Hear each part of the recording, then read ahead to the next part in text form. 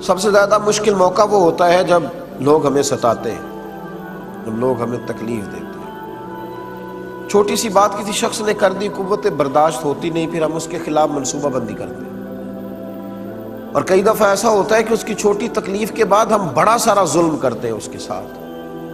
جب ہم بدلہ لینے پہ آتے ہیں تو پھر ہمارے اندر اس قدر زیادہ خوفناک عزائم جنم لیتے ہیں کہ سامنے والا بکھر جاتا ہے، ٹوٹ جاتا ہے۔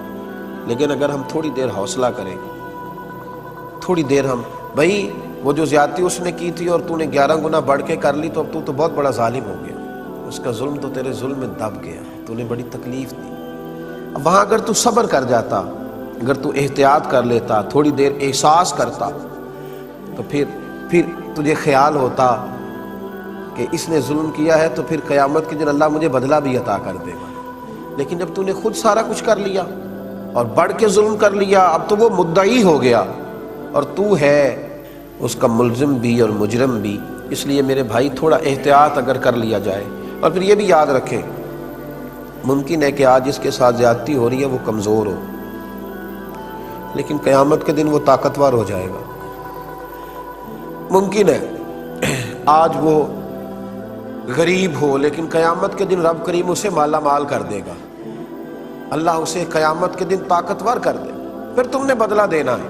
میرے نبی کریم صلی اللہ تعالی علیہ وآلہ وسلم نے ارشاد فرمایا کہ اگر میرے مومن نے کسی ذمی کافر پر بھی ظلم کیا، مسلمانوں کی حکومت میں مسلمانوں کو ٹیکس دے کر جزیہ دے کے رہتا تھا کافر، حکومت چونکہ مسلمانوں کی تھی اور مسلمانوں نے اس ذمی کافر پر ظلم کیا، نبی پاک صلی اللہ علیہ وسلم فرماتے ہیں میں قیامت کے دن اس ذمی کے ساتھ کھڑا ہو کے اللہ کی بارگاہ میں اپنے امتی پر مقدمہ کروں گا، میں مقدمہ کروں گا اس مسلمان پر، اس ذمی کے ساتھ کھڑا ہو کے، کیوں اس نے زیادتی کی، ظلم کی تو تمہیں کافر ذمی کے ساتھ بھی اجازت نہیں، بجائے اس کے کہ اپنوں کے ساتھ ظلم کرو۔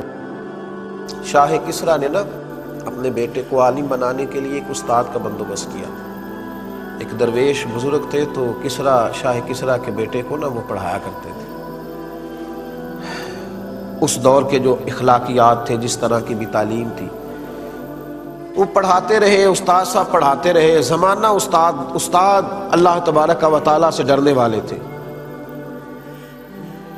پڑھاتے رہے، زمانہ بیت گیا۔ جب وہ طالب علم فارغ ہونے کے قریب ہو گیا، علم اس کا مکمل ہو گیا، تو ساری چیزیں کتابوں سے نہیں آتی، کچھ استادوں کا سینے کا فیض بھی ہوتا ہے، کچھ مشائخ کے سینے کا فیض ہوتا ہے، شرط یہ ہے کہ وہاں بھی فیض ہو،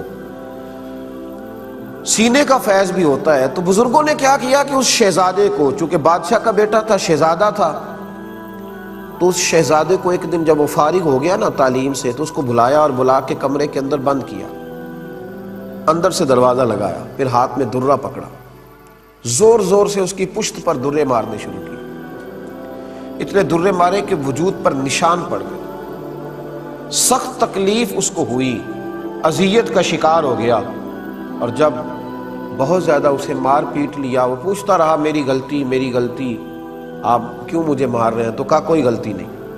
تو اچھی طرح مار لیا، دروازہ کھولا تو شہزادہ گھر چلا گیا، جا کے اماں سے شکایت کری کہ آج میرے استاد نے بہت مارا ہے۔ اماں کہنے لگے بیٹا استاد بلا وجہ نہیں مارا کرتے، کہا آپ ایک دفعہ ابا سے کہے تو صحیح۔ شکایت لگائی بادشاہ سے، بادشاہ کہنے لگا بیٹے نہیں، استادوں کو جو قومیں کٹہروں میں کھڑا کرتی ہیں وہ پڑھا نہیں کرتی، تو میں نہیں پوچھوں گا تیرے استاد سے۔ بات ختم ہو گئی، لیکن شہزادے کے اندر سے غصہ نہیں گیا۔ ایک وقت ایسا آیا، ایک زمانہ ایسا آیا کہ بادشاہ انتقال کر گیا تو شہزادہ حکمران بن گیا۔ اس واقعے کو 35 سال بیت گئے جب استاد نے مارا تھا۔ اب وہ شہزادہ حکمران بنا تو اس نے سب سے پہلا حکم یہ جاری کیا کہ ذرا میرے استاد جی کو تو بلایا جائے، پہلی حکومت، پہلا دن اور پہلا آرڈر، ذرا استاد کو بلاؤ۔ استاد بھی بوڑھے ہو گئے، لاٹھی پہ جھکے ہوئے، بھویں سفید ہو کے جھک گئی۔ استاد پہنچے، بادشاہ سلامت کے سامنے کھڑے ہوئے تو کہنے لگا بزرگوں، بوڑھے بھی آپ ہو گئے ہیں، کمزور بھی ہو گئے ہیں، پر آپ نے ناجائز مارا تھا تو میری تکلیف نہیں گئی، 35 سال بیت گئے، میں اس وقت بے بس تھا، کچھ کر نہیں سکتا تھا، آج طاقتور ہوا ہوں، بتائیے کیوں مارا تھا، کس سبب سے آپ نے مجھے مارا؟ تو استادوں نے یوں آنکھ اٹھائی، بوڑھے ہو گئے تھے اور کہنے لگے بیٹے یہ جو آج دن آیا ہے نا اسی دن کے لیے میں نے تجھے مارا تھا، آج جو تو نے بلا لیا نا اسی دن کے لیے مارا تھا۔ کہا حضرت وہ کس طرح؟ آپ فرمانے لگے کتنی دیر ہو گئی تجھے مار کھائے ہوئے؟ کہا 35 سال۔ تو فرمایا درد نہیں نہ بھولا؟ اب حضور نہیں، فرمایا اسی دن کے لیے مارا تھا کہ ایک دن تو حکمران بنے گا۔ یاد رکھنا اگر تجھے 35 سال جو تیرے اوپر ظلم ہوا، ناجائز مار پڑی، وہ تجھے نہیں نا 35 سال میں بھولی تو غریبوں کو بھی قیامت تک ظلم نہیں بھولیں گے۔ دیکھنا تو بادشاہ بنا ہے، کسی پہ ظلم نہ کرنا، زیادتی نہ کرنا، ورنہ قیامت تک۔ فرمایا آج تو اقتدار میں آیا ہے تو مجھے کٹہرے میں بلا لیا ہے، غریب قیامت کے دن اقتدار میں ہوں گے تو تجھے کٹہرے میں بلائیں گے، پھر تو نے جواب دینا ہے۔ دیکھنا ظلم نہ کرنا۔ وہ شہزادہ تھا پر سمجھدار تھا، اٹھ کے استادوں کے قدموں سے لگا، کہنے لگا اللہ آپ کو میری طرف سے بہترین صلہ عطا کرے، آپ نے میری تربیت کر دی، مجھے سمجھا دیا، مجھے یہ شعور دے دیا کہ اب میں اس بات کو سمجھ گیا ہوں کہ کبھی کسی کے ساتھ کوئی زیادتی نہیں۔ اور پھر ایک اور بات ہے، جب ہم ظلم کر رہے ہوتے ہیں نا تو ہم بھول جاتے ہیں، ہم کہتے ہیں سارے دروازے بند ہیں، ہر آدمی مجھ سے ڈرتا ہے، میں اقتدار میں ہوں، میرے ہاتھ میں دھرا ہے، میری جیب میں نوٹ ہے، اس وقت سارے لوگ میرے حق میں بولتے ہیں، اس وقت زمینی حقائق میرے ساتھ ہیں، کون مجھے پوچھ لے گا؟ حالانکہ یہ وقت زیادہ لمبا نہیں چلتا، کوئی بھی نہ دیکھ رہا ہو تو عرش کا مالک تو دیکھ رہا ہوتا ہے نا، رب کریم تو دیکھ رہا ہوتا ہے نا، اللہ تبارک و تعالیٰ تو جانتا ہے نا یہ زیادتی کر رہا ہے۔ اللہ حضرت وہب ابن منبہ رحمت اللہ علیہ فرماتے ہیں بنی اسرائیل کا ایک شخص تھا بادشاہ، اس نے محل بنانا تھا،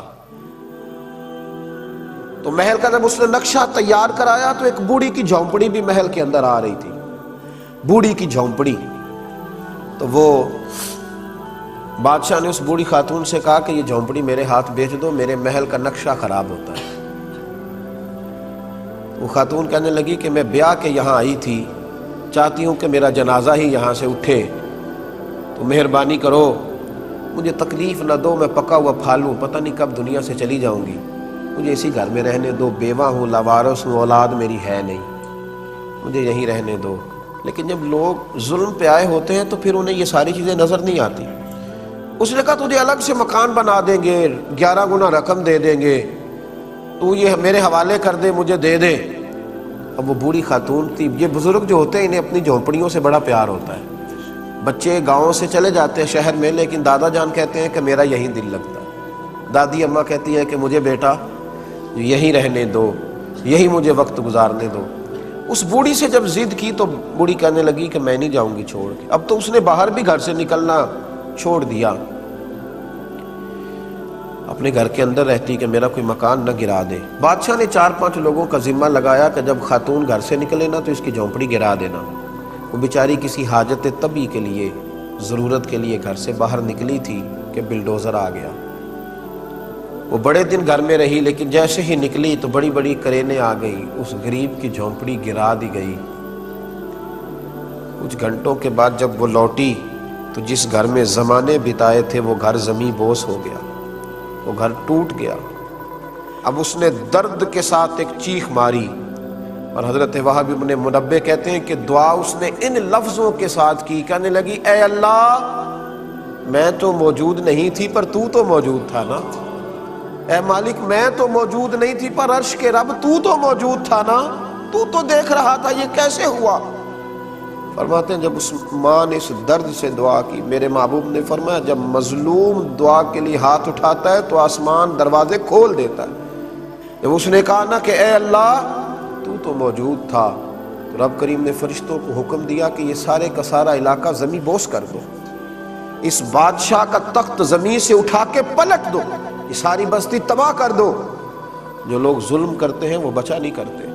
فرمایا وہ سارا شہر تباہ کر دی۔ ہم یہ سمجھتے ہیں کہ کون ہے دیکھنے والا، دروازے تو بند ہیں، اقتدار میرے پاس، طاقت میرے پاس، میں نے اس کو بھی سمجھا لیا ہے، اس پہ بھی روب ڈال لیا ہے، اس شخص کو بھی اپنے ہاتھ میں کر لیا، اس کو بھی کنٹرول کر لیا، اب کون ہے میرے خلاف بغاوت کرے گا؟ جب بغاوت ہوتی ہے تو بڑے بڑے تاج اچھل جاتے ہیں، بڑی بڑی کرسیوں کے چاروں پیر ٹوٹ جاتے ہیں، بڑے بڑے اقتدار میں لوگ زنجیروں میں جکڑ دیے جاتے ہیں، بڑی بڑی آزمائشیں قریب آتی ہیں۔ ظلم نہ کریں کبھی بھی، اللہ تعالیٰ عہدہ دے، اقتدار دے، طاقت دے، دولت دے، تو اسے اپنی سیاست نہ سمجھیں، اسے خدا کا فضل سمجھیں۔